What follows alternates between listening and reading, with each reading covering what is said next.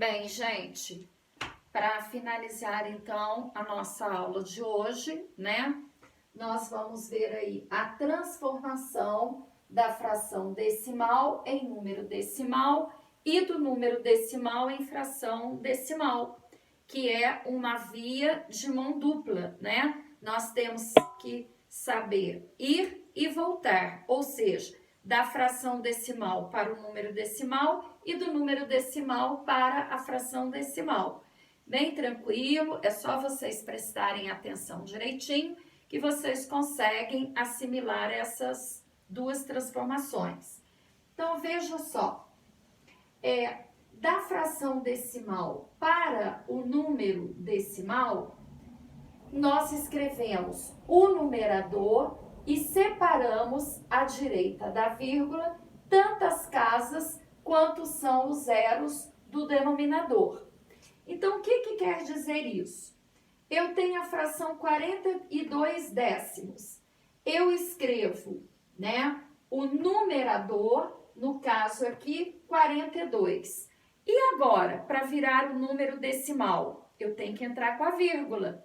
Se é denominador 10, depois da vírgula, ou seja, direita, eu só posso ter um algarismo. Então, está aqui 4,2, que eu leio também 4 inteiros e 2 décimos, ou 42 décimos como a fração decimal.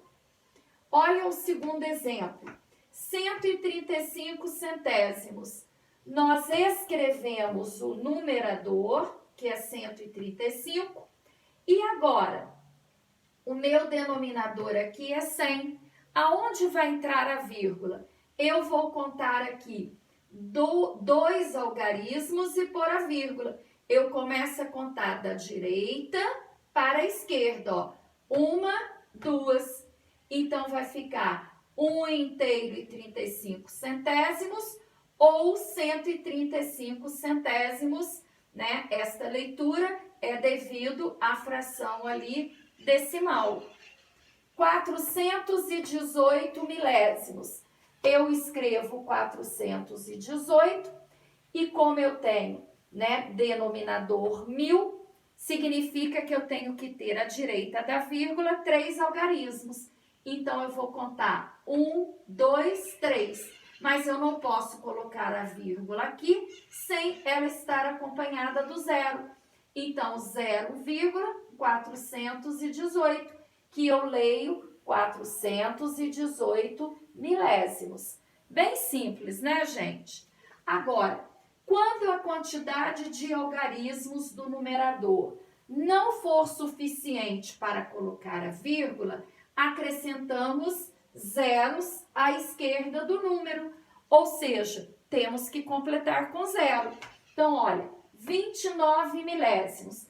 Eu vou escrever o 29, mas se é denominador 1000, ó, então os zeros aqui, cada zero representa um algarismo. Então, o 29 aqui são 2 algarismos. Então, conforme está na explicação, nós temos que completar com o zero à esquerda e colocar o 0, onde eu leio 29 milésimos, tanto em fração decimal quanto no número decimal. Aqui, 7 milésimos. O meu denominador aqui, ó, é 1000. 3 casas decimais. E eu só tenho 7, que é formado de um algarismo. Então, os outros 2, para formar 3 casas, eu completo com o 0. E aí entra o 0, onde eu leio 7 milésimos, certo? Agora, vejam só, nós vamos transformar, né, do número decimal para a fração decimal. Então, o numerador é o número decimal sem a vírgula e sem os zeros iniciais. E o denominador é o algarismo 1, seguido de tantos zeros quantas forem as casas decimais. Olha aqui, 7 décimos. Eu tenho o número decimal. Como que eu vou passar para a fração? O numerador vai ser o número sem a vírgula e sem esse zero, simplesmente o 7. Depois da vírgula eu não só tenho um algarismo eu represento pelo número 10.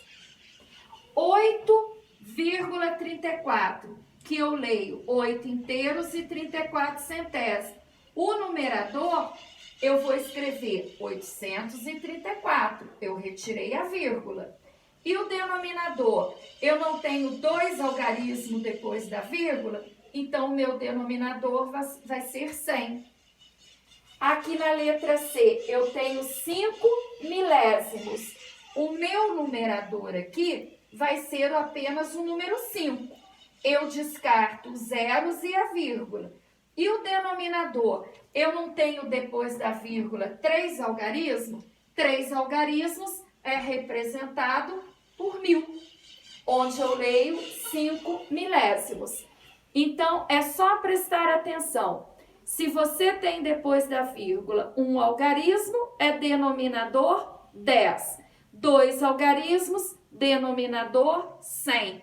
3 algarismos, denominador 1000. Ok, gente? Então, eu espero que vocês tenham entendido direitinho. A nossa aula de hoje, ela não tem exercícios, apenas vocês vão assistir aos vídeos e copiar as explicações no caderno, certo? A aula de amanhã, sim, é que nós vamos fazer exercícios referente ao que foi explicado hoje, ok?